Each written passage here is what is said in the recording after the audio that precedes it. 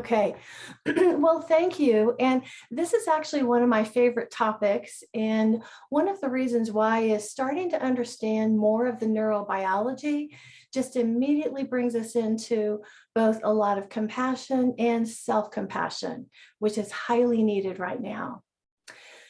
So the direction that we're going is resiliency is simply the capacity to recover quickly from difficulties. And the really good news is it can be learned by any of us lifelong. We build brain neuroplasticity all through our lives. And 2/3 of our inner traits are actually learned and not genetic. So this is very good news that we can continue to work with our resiliency because it's about experience is what changes the brain. So currently, right now, the pandemic and the society's division is creating conditions of trauma for our society. And what it's doing is our nervous systems are experiencing ongoing threats.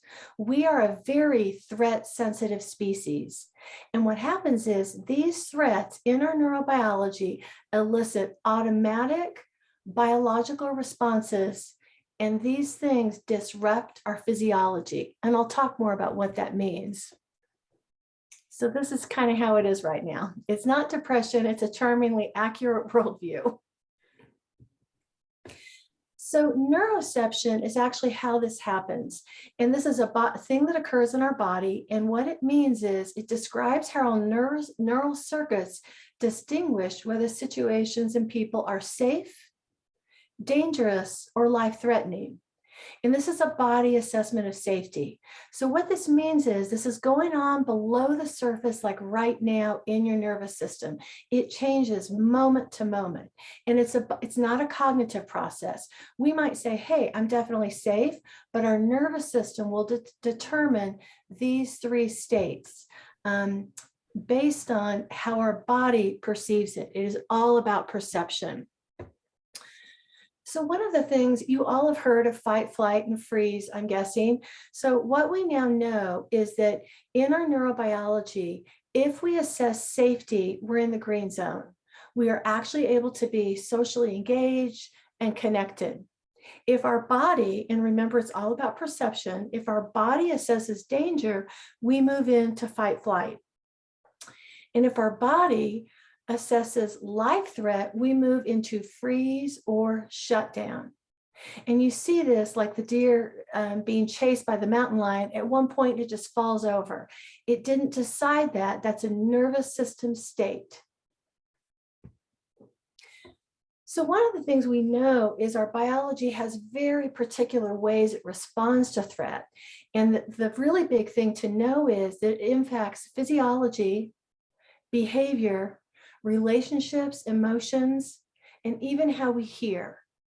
So looking at the green zone, you can see when we're in a sense of safety, our biology actually works really well. The body is in homeostasis, and we're able to be in connection. We can be curious, open, compassionate, and typically our very best human qualities occur when we're in our green zone. When we move up to, the body starts assessing there's some danger, we move into fight or flight. So as soon as you start feeling some frustration or maybe worry and concern, your nervous system has already started to go into the danger zone. And so in this state, the body is actually mobilized. This is a state that's all about action and reaction. And then next, if our body moves into assessing life threat, this is, again, very much in our animal body. What will happen is we're going to feel more helpless. We're going to want to disappear. We might disconnect, get suicidal, confused. All of these things are connected to the state of this dorsal vagal, and I'll talk about what that is. So this is essentially the red zone. So in the red zone physiology, what it is there is a nerve, a 10th cranial nerve that goes from the brain down into the gut.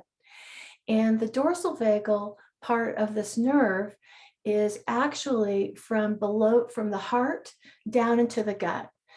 And this really includes the subdiaphragmatic organs. So as soon as people start having digestive issues, it's generally going to be connected to being in some trauma state. And this is a very ancient system. It's found in other species. It's connected to the freeze and shutdown response. And this is a deep conservation state. So in this state, the body's in a lot of shutdown. There can be lower heart rate. There can be a little less breath. And it's all because of the body is actually in conservation state. Now, again, people live in functional freeze as a result of things that they've gone through in our life, but it has an impact in physiology and behavior. So this is some behaviors that tell you that someone is actually more in the freeze shutdown dorsal vagal complex. This is when they're more depressed. They might have more lethargy and tired, less active, hard to feel motivated, procrastinating, hard to interact with others as it's just too exhausting, memory issues, overwhelm, wanting to disappear, collapsing into submission and resignation. So one of the things you're going to see is a lot of this is very familiar because right now in our culture, there's a lot of people living in this state. And there was before the pandemic, but it has been much more amplified as a result of, again, all the ways our body is assessing threat. And this is what it's like. We may feel like, oh, we ought to get up, but the body is like, no. So the sympathetic branch of the nervous system, this is the yellow zone that you saw. This is all the organs and musculature that are connected to efforting and doing, preparing and mobilizing for action. The body is oftentimes braced. There's like tightness. There's aches and pains around how the body is preparing and just staying kind of tight because this is all about action. So when we're stuck in this state, what you're going to see in this yellow zone, we're going to be more anxious or frustrated as a baseline state. We overreact. We get angry and irritated easily. We feel like we can't rest. We are actually more judgmental in this state towards self and others. You might feel like you just want to get away. And more addictive behavior as a way to manage state. The other thing we're doing is we're really tracking, are you on my side or are you not? And you really see this with all the stuff with the pandemic and politics right now. And that's because this is a site that's the state that's actually about, are you with me or are you not with me as we're in this threat state. So the ventral vagal is the social engagement system. This is the green zone. And this is the physiology that's above our heart, our facial muscles, the striated muscles in the neck, middle ears, eyes, mouth, larynx, and pharynx. It's our social engagement system. So evolutionarily, this came on board as a way to connect with our young. So, this is actually this polyvagal theory that I'm actually talking about here, and I'm really just giving a thumbnail kind of overview of it. This is the system that came on board with mammals. So reptiles, it was more of the yellow zone. They literally might eat their baby if they saw it a year later. We're not going to do that. And then the really ancient one is before fish had jawbones, they actually had a shutdown system. So these are the three systems. So in social engagement system, when the ventral vagal complex is kind of turned on, we have ease and connection with self and our environment. We're responsive, not reactive. We can feel safe with others. Rest and relaxation are an option. We're compassionate with others. And in this state, there's a kindness and consideration of whole society. We feel present, aware, and embodied. So in a regulated nervous system, we change our response based on the situation. We have a range. So this means sometimes we actually have to move to the yellow zone to set a boundary, or sometimes we're just kind of checked out and we need to be in the red zone just to kind of get away from things. But in a dysregulated system, what's going on is the responses are based more on the internal cues of the physiology rather than responding to the current situation. So going back to this in a dysregulated nervous system, it's going to stay in these high states of high yellow and high red, and just be kind of stuck there. In a regulated nervous system, we go into things, but we come back down, because that's what resiliency really is how quickly we get to the green zone. So I want to just kind of check in and see if this is making some sense, or if there's any questions so far.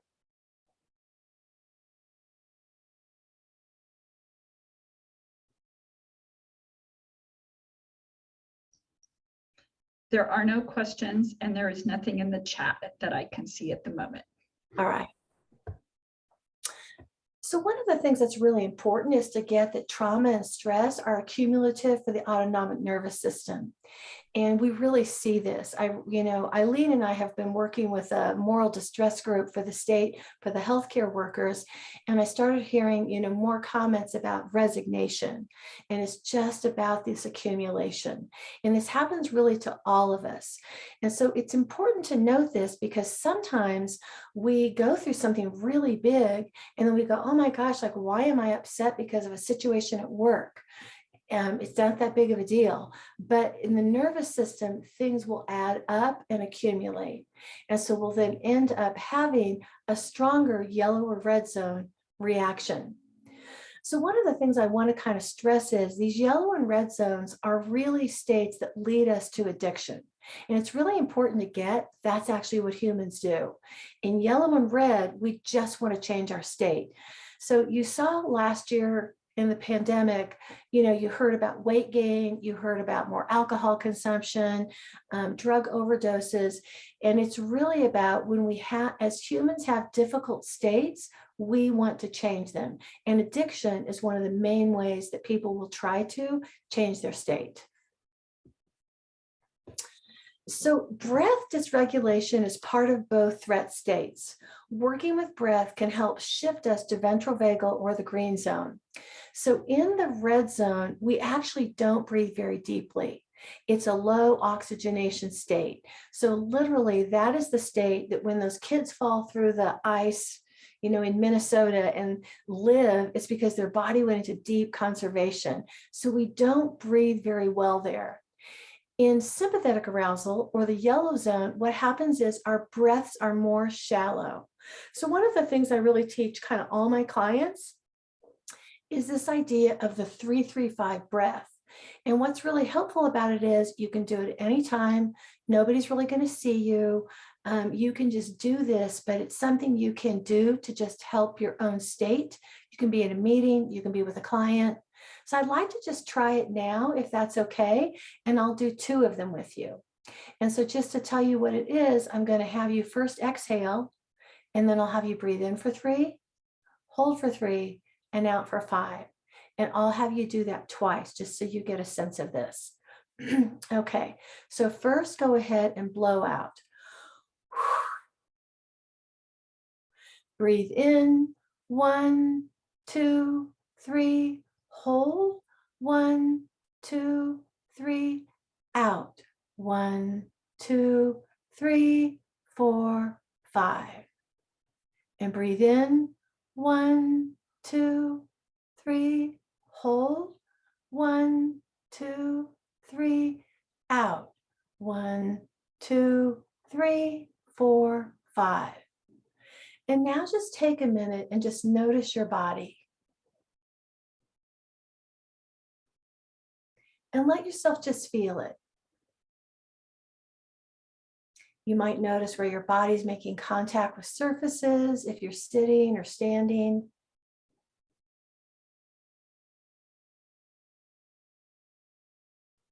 And now let yourself just get aware of any sounds in your room or wherever you're at, or maybe outside of your room. You might hear traffic or wind. And just notice. And then take a moment to just feel the air on your skin, noticing where you notice it. And just take a moment to see if you can feel a shift in state.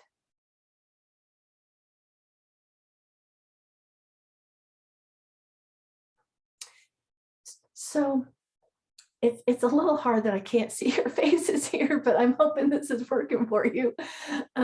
So one of the things is I would recommend that you continue to do this really regularly, because all our nervous systems are needing help right now. And this is something that can, that is both, it helps you in acute stress, but it's also a preventative thing.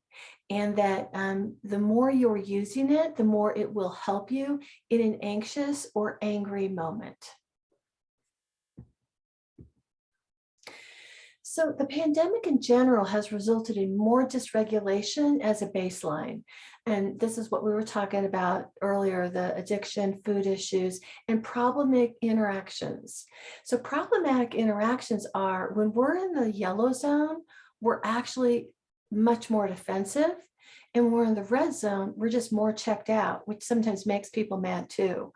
So because it has a big impact on our ability to even relate and hear. So one of the things I want to mention is when people are in red zone, they actually don't hear human voice as well. There is less attunement to human voice.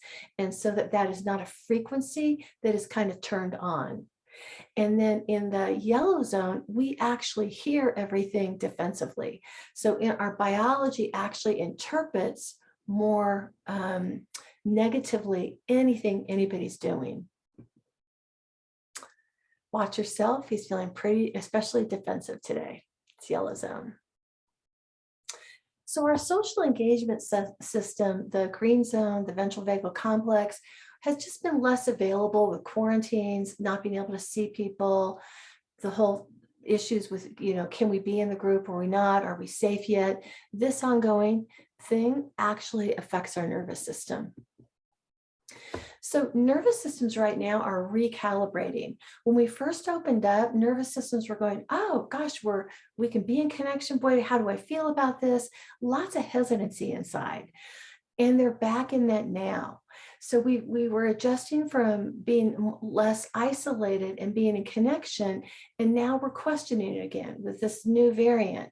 And did somebody have their booster? And so this means nervous systems have a harder time settling.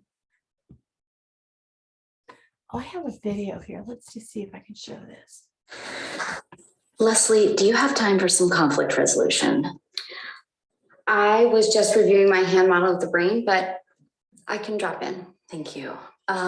When you don't wash the dishes for 2 days, it really triggers me, and it brings up a lot of implicit memories from my chaotic childhood.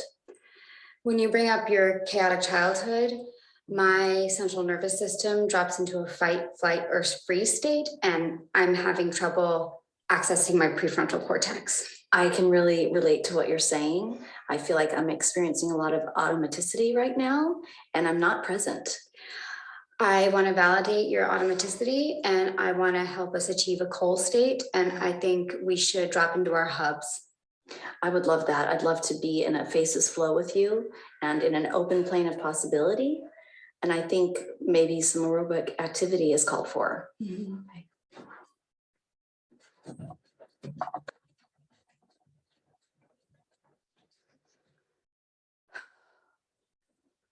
I felt some old mental models just drop away. I feel like some new synapses and neurons are firing right now, and we're creating a new pattern. I feel like we really created some new linkages in our brain, and I felt some deepening of our integration. I feel like we're flowing down a river of a balanced consciousness and mindful knowing. If you could wash the dishes, that would be so helpful. It would be an honor, and I'm going to do it with a lot of loving kindness. Thank you so much. Thank you. So just check in with your body right now and just kind of notice. It's good for our bodies to just find ways to be light. So resiliency will only be learned with intentionality and intention.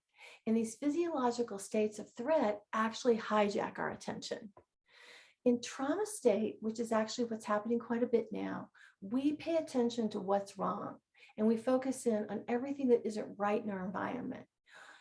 Part of resiliency means learning to move our attention so that we can be more regulated. And we really can't help what we're doing. It's actually, again, biological. The body would always rather think that it was a snake and be mistaken when it's just a stick. So this effect of the negativity bias means we're in what's wrong thinking. We overfocus on the negative, we remember it more, and we do not see the big picture. This puts us at a huge disadvantage. So we actually hit a vortex, and we have the same thoughts, emotion, sensation, constriction, and limits in our experience. We struggle with being present, and neutral and positive experiences are simply not integrated. That's actually a really huge thing. And all of us know this. Most all of you have had, when you're upset, you have the same clenching of the stomach or the words that come up, very similar in that we all have a pattern that we have that is unique to us, but it gets reinforced.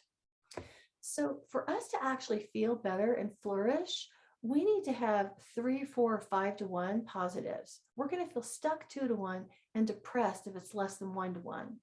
What that means is we have to do something because we're not going to always be getting this in our environment. So part of resiliency is it's taking in the good, mindful self-compassion, anything that starts changing the state.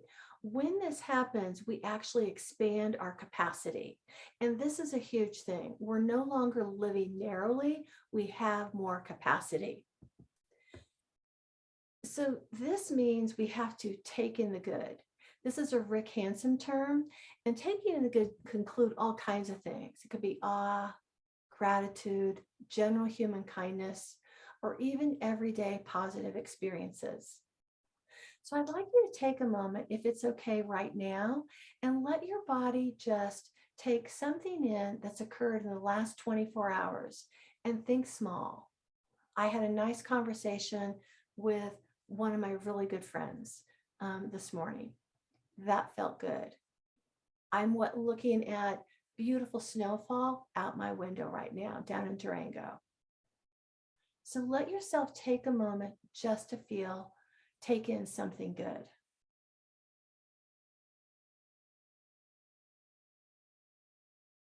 Feel it in your body.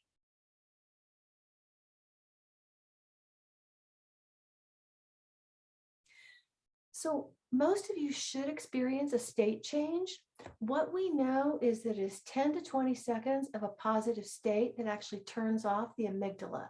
So what this means is like 10 to 20 times a day, 10 times a day for 10 seconds, 100 seconds. Everybody's got 100 seconds. This would be optimum in helping your body. Mindfulness in general promotes resiliency as it helps with regulation. And mindfulness is simply being in awareness. If we are aware of it, we are less likely. If we say, oh gosh, I'm feeling angry, my chest is tight, we're going to be less reactive. So it provides us with more regulation, particularly the more we practice it. Another thing is self-compassion. It promotes state change and resiliency. And self-compassion is simply being warm and understanding to ourselves when we suffer, fail, or feel inadequate, rather than ignoring our pain or being critical. And one of the things that's important to get is this is really different than self-esteem. So when I talk to clients about this, they always say, well, I just can't say anything good about myself. And I said, I'm not asking you to say anything good about yourself. I'm asking you to hold yourself differently. Can you just be kind? You don't have to be saying I'm a great person and I'm this, this, and this. It's more of, can you just hold that it's okay being in the imperfection? So there's 3 parts to self-compassion, and I'll just kind of lead you through it now. So just take a moment to bring up something that, not the biggest thing in your life, but some awareness of something that's bringing a little suffering to you. I have a child with mental illness, and that's oftentimes a thing for me, that I can be in just some, a little bit of sadness about how she's doing. So feel it in your body. And then let yourself just feel connection to common humanity, meaning whatever you're going through, there is a whole group of people who have this. There's all kinds of moms out there with kids with mental illness. And then offer yourself kindness. Talk to yourself like it would be a friend. It's okay that you're sad right now. It makes sense that you're mad.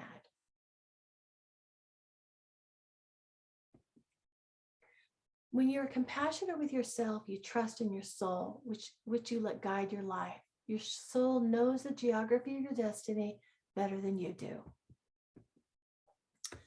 So in these states, one of the things that's important is it's important to track where you're at and to not do it in a judgmental way, but to really get, this is physiology. It's not how you're coping. This is how biology responds. So small resiliency practices are critical if you're in the red zone. This 10 seconds, 10 times a day. And in this state, you need to drop anything that doesn't serve you, whether it's activities, social media, whatever it is. If you're in the yellow zone, trying to do things like exercise, eat right, mindfulness, any of these kinds of practices are also really important. And if you happen to be someone who's in the green zone, you want to pay close attention to your state to keep noticing if you move to yellow or red. So the resiliency skill summary is a 3-3-5 breath, taking in the good, mindfulness, and self-compassion. All of these promote green zone and green zone physiology. So in summary, the stress of these times is really creating trauma response. It's important to see our responses as human. And I want to just really underline, people generally think, well, I'm not strong enough, or I'm just not coping well, and keep getting it. This is biology. So if you're in red zone, you have a reason for it. Your body has experienced and assessed a lot of threat. Same as if you're in yellow zone. Your body has said, this is actually, I'm in danger. Cultivating our resiliency is very important just to even keep a status quo. Taking in the good, breath exercises, self-compassion, mindfulness, all of these can shift our state. And resiliency practices, the best thing is to do little and often. People say, oh gosh, I can't do a big 20, 15-minute meditation. You don't actually have to, but you can take 10 seconds 10 times a day. So do you have any questions?